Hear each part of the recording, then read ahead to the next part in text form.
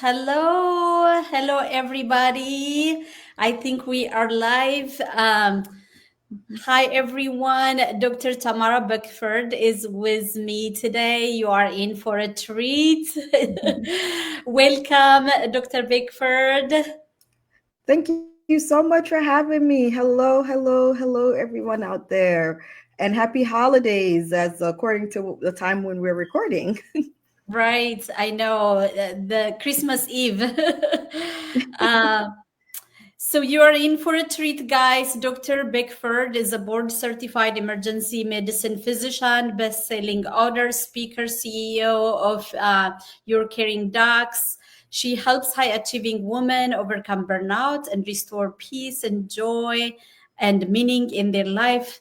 She is a speaker. She's been featured in so many podcasts and has spoken over stages. Welcome, Dr. Beckford. Would you introduce yourself, add more to what I may have said? Absolutely. So, as you have mentioned, I am an emergency medicine physician.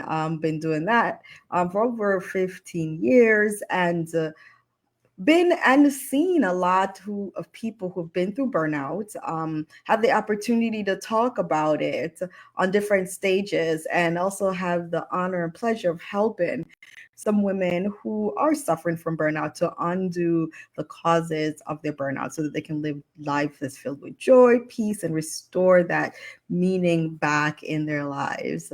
So I'm very happy to be here with you all, and I'm happy to be able to pour into your audience, and hopefully we have a great time, and that, something that I leave, a little nugget here or there, helps to improve their lives. For sure, absolutely, absolutely. Especially in healthcare. And these days, with social media, we are all busy and running around. I think burnout is a problem. But if you could talk to us about what is burnout, what are the symptoms of burnout? Sometimes we may be burned out and we may not realize it is, right?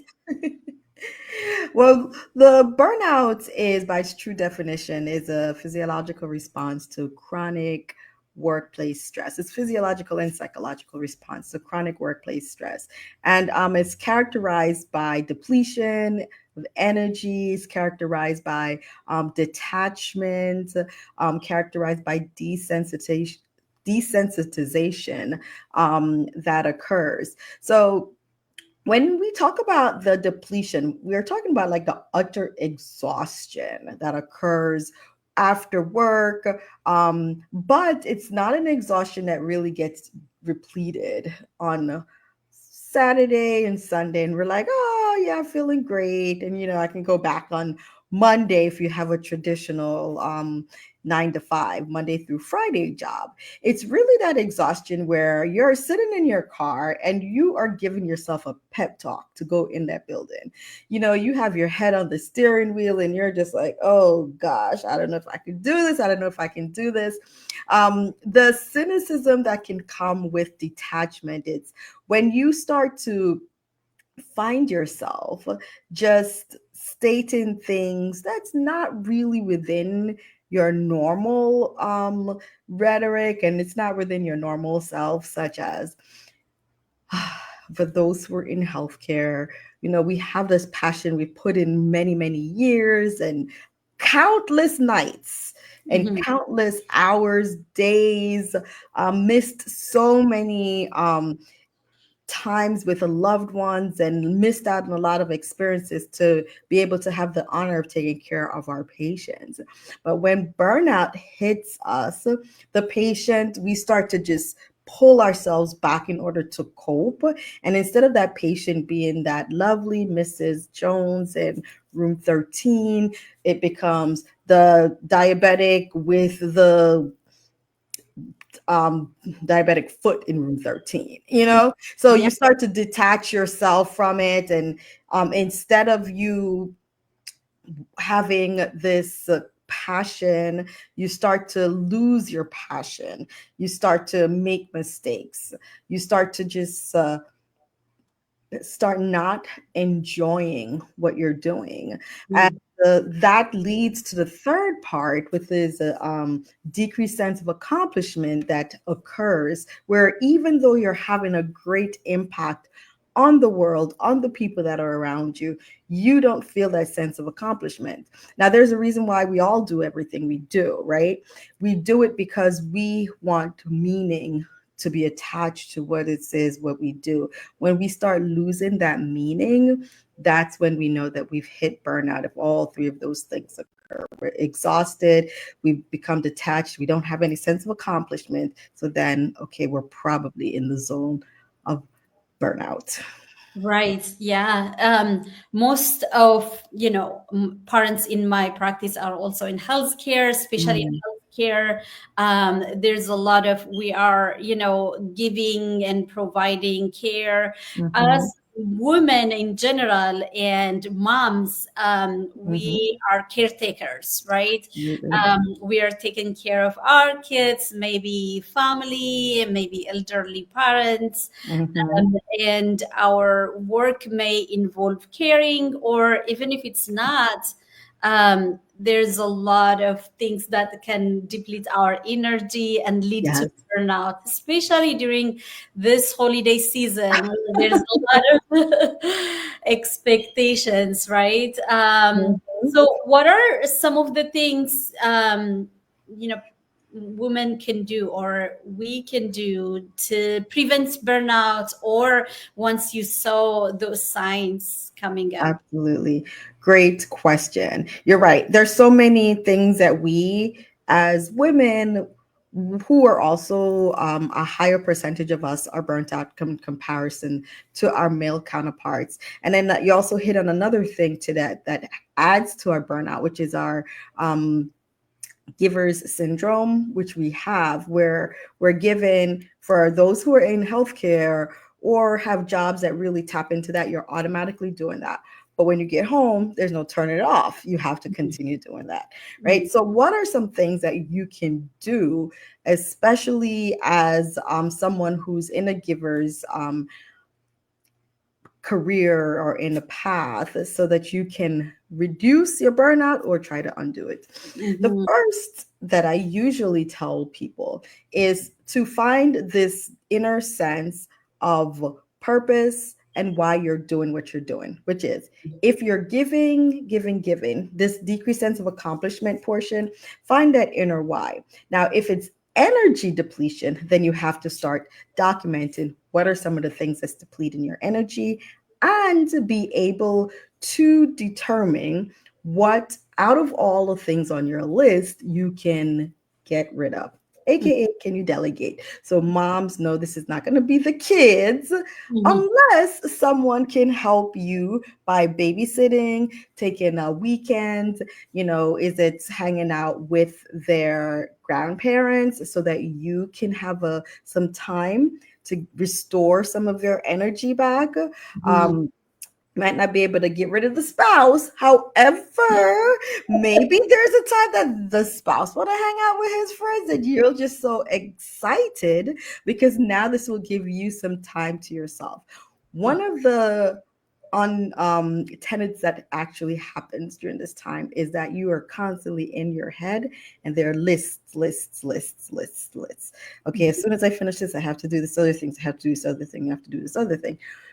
Start prioritizing and determine which one of these thousands of to do things on your list Yeah. is truly needs to be done, Mhm. and which ones where if it doesn't get done, life will go on, the world is not going to end, you will handle it because you're doing something which is even more restorative for yourself, which is giving that time back to you. Talking about that list of energy, I actually call that an energy audit. And it's Mhm. something that I do recommend that we do, Mhm. because we are constantly doing activities, or we are connecting with people, and some of these people pull energy away from us. We Mhm. interact with them because we have to, Mhm. but not because we want to. The Mhm. people who we want to interact with, we do not prioritize those people on your list. And Mhm. therefore, you have now felt depleted of energy Mhm. because you are around people you really do not want to be around. However, you have not energized Mhm. yourself or added energy by connecting with people you want to. Why? Mhm. Because they just don't Mhm. have any time. So when you do that audit, you can Mhm. check and see who are the people I'm around. Determine, am I getting energy or am I having energy depleted from me? Right? And then Mhm. yeah, if it's someone at your job and you have to connect with that person, connect with them, but do so in a time frame where you can really get to the task at hand, not in a negative way, but you're getting to Mhm. the task at hand, you're handling the task, you are setting the time frame. Oh, John, is this a 30-minute meeting? Oh, yes, it is. Okay, boom, boom, boom. You have everything organized in that 30 minutes. You know that within that 30 minutes, you're going to be having that meeting. Once the 30 minutes over, you're gone. Now, with that meeting, if John depletes your energy each time and you've already set those boundaries for that 30-minute meeting, then now you connect with Mary because Mary gives you energy, right? So Mhm. you now, of course, make sure Mhm. that you have some times where you have put on your calendar to connect with Mary. It doesn't mean that you physically, maybe it's just a phone call. Is it on your way home? Like, hi, how are you doing? Because this person infuses you with energy. They make you laugh, they make you feel great. And then Mhm. now you're handling and you're balancing that. Mhm. You're not just getting depleted consistently. Right. Yeah, that's Mhm. that's a very good point. Why is it that some people do deplete your energy? Obviously, your family, people you love to be Mhm. around, do give you energy. But why is it that sometimes some people do deplete? And what can they do if they know? If that makes sense, right? Yeah, absolutely. So some people deplete your energy. Sometimes it's just a matter of perspective, and Mm, you have to check yourself before mhm, you allow any of your emotions mhm, to take over and to become dominant in mhm, how you're feeling that day. It's best to check yourself because mhm, you are not your emotions. They're just chemical reactions, and which one you allow to go through goes through, mhm, right? So mhm, why does this person deplete my energy? mhm, Reframe and see. Is it because I feel XYZ about this person? Is it because this person has done something to you in the past? mhm, Or is it that you don't like the type of actions that they take or the way they conduct themselves? mhm, Recognize whatever it is.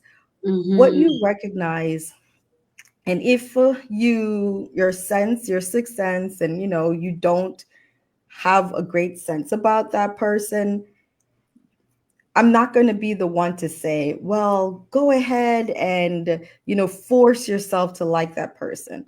It's okay. We're not meant to like everybody, but we are meant to respect everyone. I right. believe that 100%, right? Yeah, I completely. So, whatever it is that you feel, you Mhm, go on it. If you're a person who's very cautious when you meet people, it's okay to continue being cautious. As I said, you be respectful. If even when you're around these people, when people who deplete your energy, you limit yourself and you limit your interaction with them. What I mhm, just discussed earlier is that um, mhm, setting where you are unable, because that's always the case, right? If it's a social setting, I'll say, well, just limit your interaction with that person and just don't go out or just be around them. However, when you're in a situation that you are unable to, that's when you try to set the boundary around the time. You mhm, connect with them during the time that you have to, and mhm, then when you're not in the point or the time that you have to, you pull back and mhm, you do something that's for you because mhm, you know that your energy is going to get depleted. You mhm. don't let that settle and be the whole day for you. That You makes. ensure that you have added things to Mhm, your calendar, to mhm, your day, into your mindset that Mhm. helps you to balance and overcome that particular emotion that can overtake you, with that emotion of cynicism or a negative emotion that can come from Mhm. the interaction with someone Right. who depletes you. Right. Yeah, no, that makes sense. That's a good point. Mhm. Very good. And you also said writing a list of Yes, an energy audit. oh, yeah, right, on energy audit, on when you are with this person, what do you feel, what's going on, what's happening, what's coming up for you, Hmm. and maybe you can request, if you are able to, is it the way they speak to you, is it, what is it, Hmm. right, Yeah. what is it, kind of be aware and be conscious about it so that you Hmm. can modify and change if you can. But if it's something you cannot, that's a good point, setting the time where you would be around, and then do something that feels you emotionally afterwards. When I speak to parents, I say that all the time. You cannot pour out of empty cup. So it's Absolutely. so important that we fill our cup with what fills us emotionally. Absolutely. For me, it's exercising. Hmm. Running maybe once or twice a week. Hmm. It just feels me. Taking a nap here and there. Meditation, reading, and all of that helps me. As you know, you are in healthcare, I'm in healthcare, Hmm. just healthcare, but there are so many things that take away a lot of our energy. We're doing so many things, but it's so Absolutely. important also you give time for you. Absolutely. Yeah, Absolutely. that's a good point. And then when it comes to having a lot of to-do list in your mind, that by itself can be draining, even without you starting to do them. That can be overwhelming, and it may Hmm. make you procrastinate and not do the things you need to do. That is What absolutely are some of correct. the things people can do on that? Would journaling, writing the list, and then Hmm. would that help, or anything Absolutely. else? Yes. And, with having that list in your head, as you mentioned, that alone can be exhausting.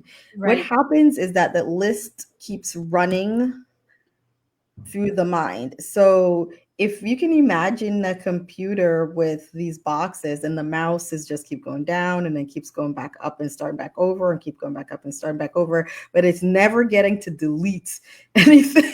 It just keeps running the list. Or for those of us, so that's the for the general for those of us in healthcare, remember back in residency when you had to keep running that list of patients that you had, when you're just like literally running the list. It's just going over that list again that was like, oh my gosh, and my census is 80 patients, and you're just never going below. It doesn't matter what you did, like, you were never able to check anything off, so you never had that feeling of accomplishment.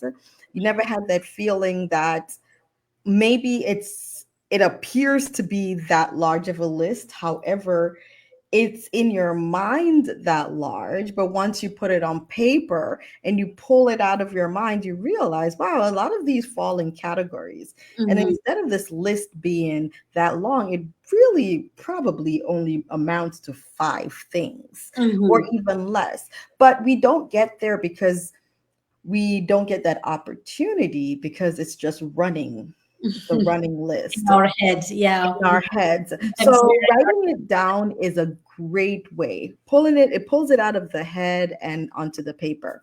right. Your to-do list and activities.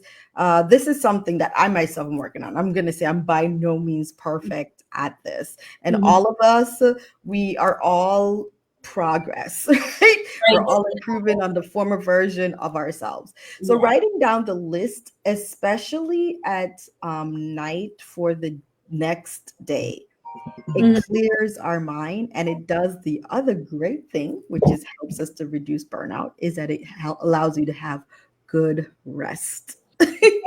Because Mhm. when you go to bed and that list is just going on and on and on and on and on, and it's just running, likelihood you're not getting a good sleep.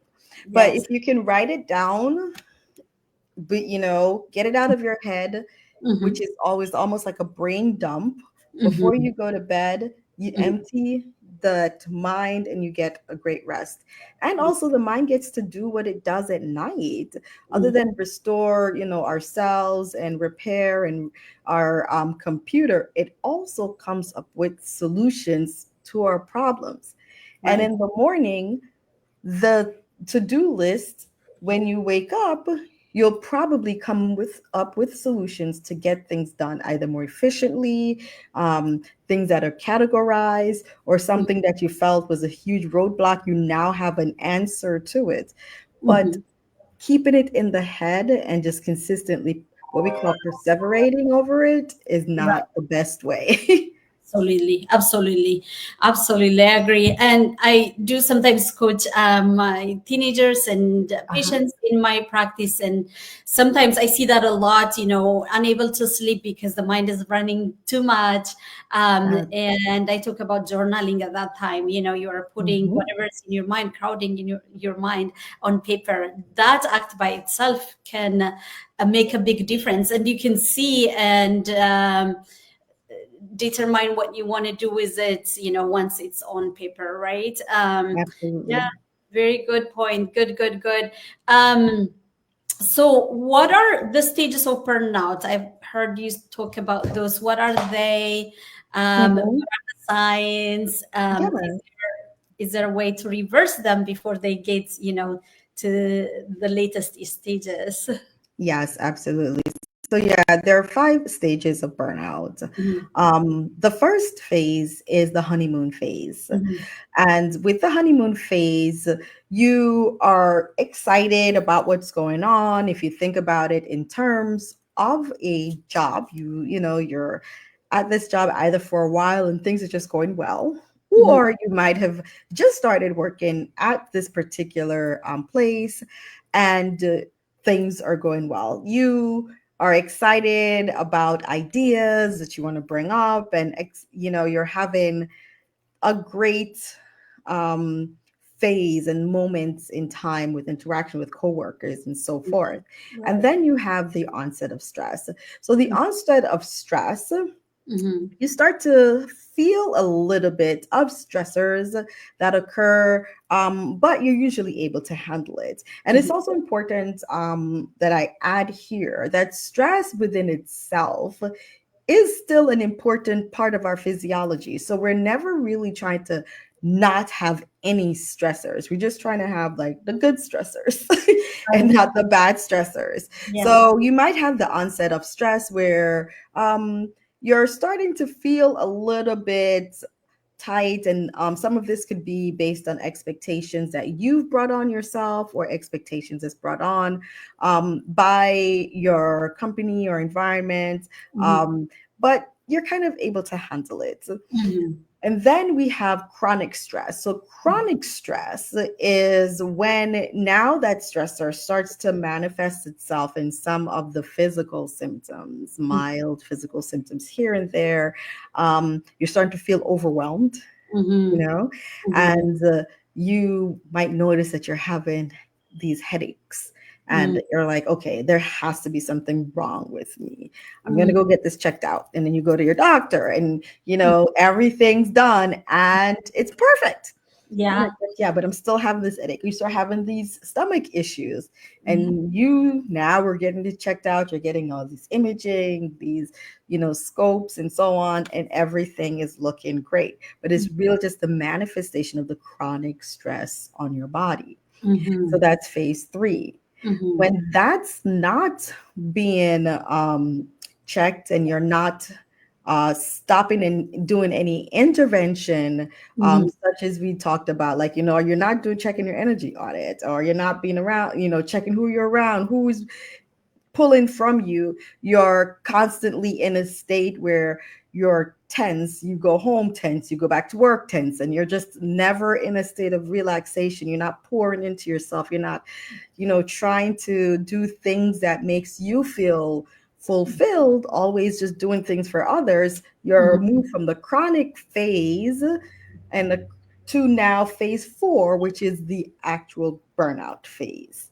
And Mm, that's characterized by the three things that we talked about: the depletion of energy, the decrease, the cynicism, decreased sense of accomplishment, right? mm, mhm, So that's phase 4, which is the actual burnouts. And of mm, course, some of that can also have some of the manifestations of that chronic headache. You're just chronically exhausted, you're not sleeping, mhm, you're either having some changes in your body habitus from the stress, either losing weight or gaining weight. mhm, You're finding yourself just in a state where you're just not mhm, happy and you're not feeling fulfilled. Then mhm, you move on to phase 5, mhm, which is the crisis phase. mhm. And the crisis phase, I'm always concerned about someone who's in burnout moving to the crisis phase, because Yeah. I believe personally that the Yeah. crisis phase is a bridge to you having in mental illness. So in the Mhm, crisis phase, you have a lot of the symptoms that mimic the anxiety, the depression, the hopelessness. And I often state it's one thing when you are feeling hopeless about your job and said, I don't want to be at this job. I don't want to be in this environment with these people. I just don't want to be around them. But you have something at home that counterbalances that. mhm, There's a difference when you're feeling hopeless because you said, I don't want to be here on earth. And you're starting to have what we in medicine call the intrusive thoughts, right? mhm, Where in your mind, the well, you're so, and all these negative thoughts come in. What's the point of you being here? I might as well get rid of myself. What am I contributing to this whole place? What am I contributing to society as a whole? Why am mhm, I even alive? I'd be better off dead. Those are when you start having those intrusive thoughts, then of course we have to worry. And at that point, not like coaching alone is not something that will help, but it might help in adjunct, but you will need professional help. And mhm, that you might need to be started on medications to help to get you through that phase. mhm, And the repercussions of not doing anything are just too high. mhm. That's why, Right. we talk about burnout. That's why we highlight it. That's why we, give tips. That's why we recommend you have community. That's why we talk about filling your cup and not having your cup empty all the time. You Right. know, these are the things that happen to people Mhm. who are constantly in Yeah. that phase of burnout and not getting any help. Right. Yeah. No. Thank you for all you do. You don't want to get to the last stage where, it's crisis or you're in burnout. There Mhm. are things you can do before you get there. And thank you for all of the works you do. So, what are some of the things people can do Mhm. before they progress there? Starting from the beginning. We've Mhm. mentioned some of them, but kind of a good summary list if you Yeah, have. absolutely. Another thing that I usually tell people is a great way to start your day is by starting your day with a great morning routine or wake up routine. Um, you talked about you having that meeting with John, who always depletes you. If Mhm, you start your day and just go and have your day started without you filling your cup, mhm. then you put yourself at the mercy of anything that occurs during that Right. day, Absolutely. pulling your emotion here and there. Mhm, So having a great routine, a lot of us, the mhm, routine is, once your alarm goes off, you get up, you pour into yourself. For those who are spiritual, we pour in, like, reading the Bible, prayers. For those who are into meditation, it's a great time to meditate. Empty your mind. After you empty your mind, then you pour in positive things in your mind. Are you listening to or reading your affirmations? Are you listening to podcasts that's pouring in positive imagery, positive things of self development, positive ways for you to look and see yourself Mm-hmm. And at this point you still have not gone on social media, you haven't read any text messages, and you have not read any emails Mm-hmm. from anyone.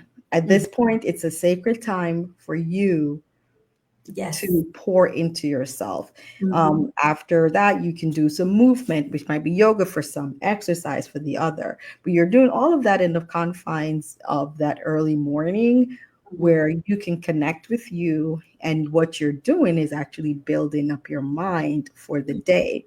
Mm-hmm. Once you have done those things, and it doesn't have to be an hour, it can be 15 minutes, it can be 20 minutes long, then you can now enter into your day and do all the things that you have on this list to do.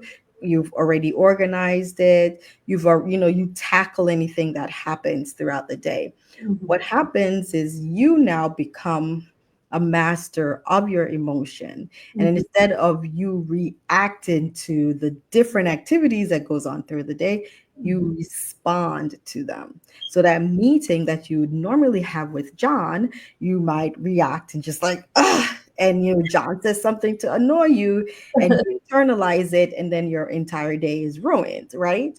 Right. However, if you've already built up your mind, John says something, you listen, you take notes, and you Yeah. meeting ends, oh, thank you, and you go on about your day and do the activity that as needed.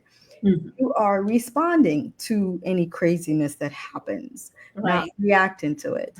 Another thing that's important, we talked about, like we said, journaling is a great way. The gratitude practice, that's Mm-hmm. also something that's Mm-hmm. great to add. Mm-hmm. Gratitude practice is different than thankfulness. And I hope that people, just stating that I am grateful for it has a power that it really pulls in from within, other than say, oh, I'm so glad that. No, I am grateful for. And then you state that. And Mm-hmm. it's often been stated you can't be anxious and grateful at the same time. Right. So when you start pulling in this time for gratitude, the Mm-hmm. period of anxiety starts to go away, the period of unrest, the period of feeling helpless or hopeless, because you realize that, wow, there's so many grateful things or things that are happening in my life that I'm not taking the moment to appreciate. But once I do that, I realize I am actually in a state where I'm loved and I am, cherished, and I'm not in that state where everything is being pulled from me. I can actually get poured into. Mm-hmm. So we talked about meditation, journaling, gratitude practice, movement is another thing. Movement. Mm-hmm. Um, I use the word movement versus exercise because movement is in all forms. You Mm-hmm. know, when you do move, you have this, you're naturally releasing all the hormones Mm-hmm. that are, part of Yeah. the chemical reaction to Right. stabilize and uplift your mood. Right. So it's such an important part of Mm-hmm. preventing, burnout is having a time or a period of time where you can move. Mm-hmm. Um, I often also talk about, Mm-hmm. for me, music. Like, some people, you have a list. I remember a colleague of ours, when I discussed it, she says, oh, I have like a playlist that I set aside for whenever I need it. It's almost like the break in case of emergency glass. So she has this playlist. And Yeah. whenever she, is in a state where she feels that she's heading down Yeah. and she wants to alter her mood, she listens to this playlist. Right. And I think that that's something that's easy that all of us Yeah. can do in just short period of time. So those Right. are some things. Of course, there are tons of others, but Yes. hopefully that list can get someone jump started. Yes. Yeah. No, that's very, very good. I think so many studies have shown that people who practice gratitude, who exercise, or who have some sort of morning routine, do really well, because like you said, stress is going to be there wherever you are. There's a lot of demands and things more than what we can sometimes, but we cannot completely remove stress, but we can manage, right? And so Absolutely. one of the ways you can manage that is like we spoke, and like Dr. Beckford said, pouring in into you, whether it's Mhm. morning routine, exercise, movement, practice gratitude journal, lots of things. Mhm. I want to add just something came to mind. Healthy diet is another Oh, thing. yes. Yes, You know, absolutely. the American diet, the standard American diet, the SAD diet is. Uh, do you Yeah. have anything to say on that, Dr. Bickford? Yeah, that's a great point. With the Mhm. food that we eat can also help to alter our mood, and that's something that I recall too, as I was I've interviewed a lot of our colleagues, and one of our colleagues mentioned, she said, when people think about um burnout, when they think about mental health overall, they unfortunately at times neglect that there is a nutritional impact on the stages of mental health. And we know that burnout is a precursor to Mhm. that based on all what we've discussed earlier. And so, foods that are high in fat, of course, there's alcohol. And I'll put the caveat, we're not saying to just not have any. It's really monitoring how you react, how your body reacts, and then determining, do you like how you're Feel? feeling afterwards? Yeah. And if so, are you able to do it in moderation, but keeping in mind that the diets that are more nutritious, the ones that are filled with sometimes it is plant-based but fresh foods, as opposed to the processed foods, incorporating that into, and when we use diet, we're talking about not only the physical like diet, but incorporating that into your daily life. I think that's probably one of the best ways to put that, is something that's also important.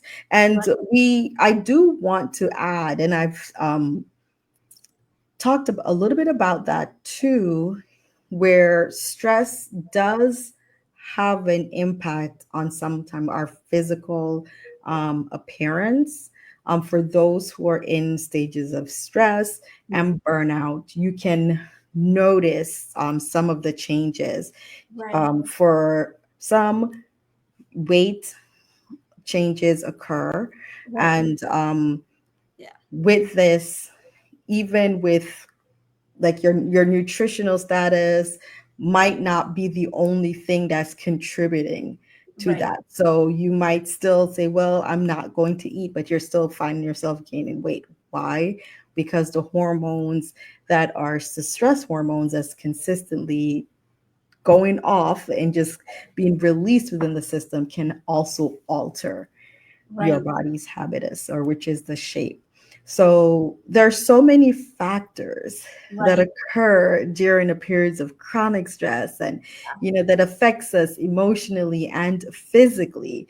And I do want to make your audience aware of that Yeah, too. for sure. Absolutely. Absolutely. Mhm. Yeah. And when you're stressed, you may um, crave, the unhealthy food, maybe Yeah. more sugar, maybe fried things. Um, Mhm. so planning ahead, maybe taking lunch to work or something, Mhm. so that you're not deciding at the last minute. Right? Absolutely. Very good, Absolutely. good, good, good. This has been great, Dr. Bickford. Last question I have for you. I know you work with practices um, to improve burnout and Mhm. have them be more productive and things like that. Would you take a moment to talk about that part of your work? Absolutely. Teamwork is so important, and all practices are a part of a team. There are times when we have members of the team who are gifted, but because of the day to day, we never get to pull out their gifts and their strengths in order to improve the efficiency of the practice. It's also important when our teams working at their best for us to recognize that. And sometimes we don't get a chance, right? Because We're we're running. just busy. And taking the time to do team building, which incorporates connections, incorporates polling ideas, incorporates ways to improve the efficiency and the flow of practice, are things that happen. So it's in a way reducing the burnout within the practice. Those are some of what I do offer. And I do want to add, I'm actually opening up another business, which is offering weight care. As we mentioned, some of that happens for our those who are suffering from burnout or suffering from weight overall. And it's called Truly Balance Wellness Care. This is the first time it's actually been announced, so live. Very And good. yes, so it's first been announced here, and the website is truly balanced with a dwc.com. And I will be able to help and support those who have the unwanted weight and would love to be able to get rid of that. And as we talked about, nutrition is an important aspect on that, and medications will be available, and we'll be able to help those. And so we recognize overall that stress comes and it adds so many layers to our lives. And being able to help with the mind and the body is Yeah. something that's so important to me. And I want to thank you, Dr. Sanat, for having me on your platform, to be able to talk about the importance of all of this. Yeah, taking care of you so that you minimize the problems and consequences of burnout and stress would have on your body, on your life. It's not only affecting you, it's affecting your family, your Yes. children, and the ripple effect is greater, right? Very Yes. good. Do you have any parting wisdoms, anything else you'd like to share before we end? Well, I want to let people know that it's important, like we said, to take care of self.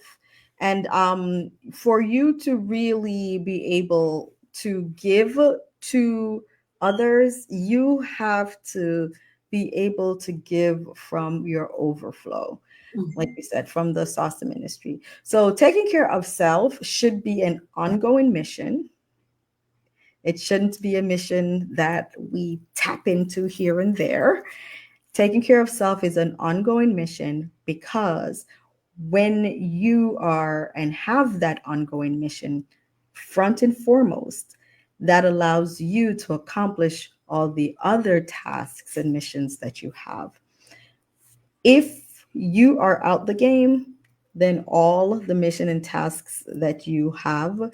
and scheduled Mhm. more than likely will not get done. The That's people you absolutely want to take true. care of and all that, right? Yeah, So taking absolutely. care of self is utmost important. Absolutely, absolutely. yes, self-care is not selfish. You No. provide better for, your family, your job, place, Mhm. whoever you're taking care of, you would do that out of overflow, like you say, Dr. Beckford. Yes. This has been amazing. Thank you, Dr. Beckford. If people want to learn about you, where and how can reach you, where can they learn more about you? So you can learn about me on LinkedIn. I'm very, very active on LinkedIn, where I talk about burnout and I talk about stressors and overcoming burnout. So that's on LinkedIn. For those who would like help and for coaching, we can find me on our Your Caring Docs. That's URCARINGDOCS.com. However, for those who want support in getting rid of the unwanted weight, you'll find me at trulybalancedwc.com. That's truly balanced with a D. Yeah. wc.com. Very good. Excellent. Thank you so much, Dr. Beckford. Thank you for having me. Amazing. We should do it again next time. Take Absolutely. care. Alrighty, take care. Happy holidays, everyone. Merry Christmas. Merry Christmas.